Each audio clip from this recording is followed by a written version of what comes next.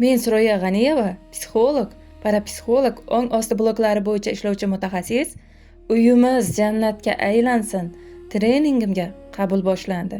Sizni ham kutib qolaman. Hozirgi hayotimizda ko'pdan ko'p muammolarimiz bor. Masalan, mana shu yerda muammo bor sizda. Ering sizga telefon qilmaydi, gaplashmaydi, xiyonat qilayotgandir, yoki ishi yaxshi emasdir, yoki qarzi bordir, yoki o'zingizning qarzingiz bordir. Hamma mana shu yerda masalan muammolaringiz bor. Bugungi kun bu. Masalan, bu bugungi kun 25-yil. Bugungi kun bo'lganda qarang. Siz hozir nechiga kirgansiz? Nechiga kirgansiz? Sizning hayot yo'lingiz bor. Masalan, mana shu hayot yo'lingiz. Hayot yo'lingizda bu har xil tajribalarga ega bo'lgansiz hayot yo'lingizda. Tajribalarga ega bo'lgansiz.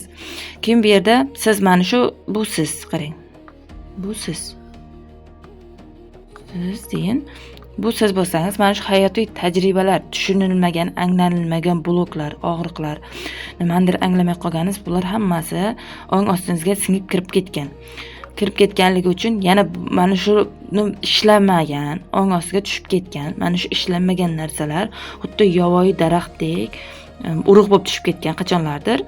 Mana shu narsa yovvoyi daraxtdek o'sib chiqib, bugungi hayotingizda pulsizlikka, turmush o'rtoq bilan munosabatga, farzandingiz bilan kelishmovchilikka sabab bo'lyapti. Bu yerda sabab bo'lyapti pul, sog'liq, masalan, xotirjamlik yo'qligi, stress ham sog'liq mana shu. Doimiy xavotirda yurish ham sog'liq masalan. Sog'lomsizlik va sog'liq. Qarang. Endi bu yoqqa qaytaman. Mana shu narsa siz dedim, mana shu hayotingiz davomida tushgan qachonlarda, lekin bu ishlanilmaganda bu o'sib ketaveradi, kengayib ketaveradi. Lekin mana shu urug' yaxshi emas, negativ urug' bo'ladi-ku, yaxshi emas urug'. Mana shu yaxshi emas urug' o'sib ketgan bo'ladi. Bu yerda biz treningda mana shu yaxshi emas urug'larni ishlab chiqamiz. Men sizga mos mana shu ichingizga tushib ketgan, qandaydir hayotingizda nimadir vaziyat bo'lgan, u esingizdan ham chiqib ketgan, ong ostida uni yashirib tashlagan. Har mana shu og'riq ko'tarilganda, mana shu ishlagich payti kelganda, DNKngizda qoningizga aylanayotganda miyangizga bir signal beradi, hayotingizda nimadir bo'lib ketadi, yaxshi emas narsa bo'ladi. Mana shu ishlanish payti keldi deb belgi berayotgan bo'ladi, ko'tarilish bo'lib ketadi hayotingizda, nimadir yaxshi emas bo'ladi. Yana bir ikki vaqtdan keyin yaxshi bo'lib qolasiz, hayotim yaxshi-ku deysiz. Tushunmaysiz. Mana shu narsa tanangizda, butun tanangizda aylanayotganda, qon aylanadi-ku. Qon aylanayotganda tanangizda bir ko'tariladi. Xuddiki chastota vibratsiya berib, meni ishlab tashla, ichingda og'riq ko'tarib yuborma deb sizga belgi beradi. Mana shu hayotingizda bir ko'tariladi, bir og'riq beradi, keyin sal turib aytasiz, yana yaxshi bo'ldi deysiz. Bu mana shu og'riqlar, bloklar, to'siqlar, e'tiqodlar ishlanish payti kelganini bildiradi. Bundan tashqari bizlarga orqamizda ota-onamiz bor.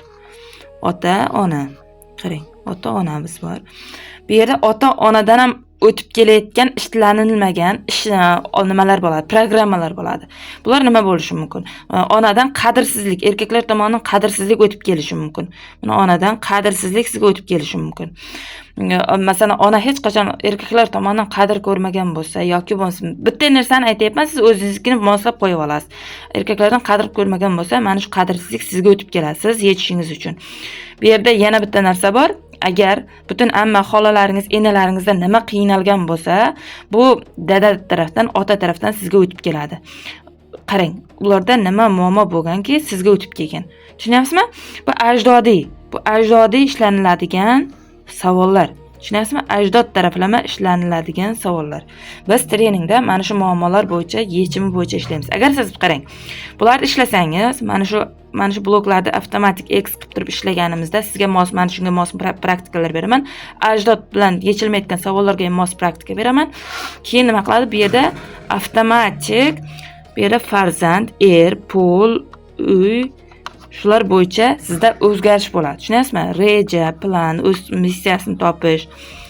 Shular bo'yicha sizda avtomatik o'zgarish bo'ladi. Biz mana shu yer bilan ishlaymiz, va hayotingiz davomida hozirgi kunga yetib kelayotgan programmalar bo'yicha ishlaymiz. E'tiqod, ishonch, og'riq, ong ostiga tushib ketilgan kimningdir hayoti, ana shu programmalar asosida inson yashaydi. Ana shularni biz yechamiz, hayotingizda avtomatik o'zgarish bo'la boshlaydi.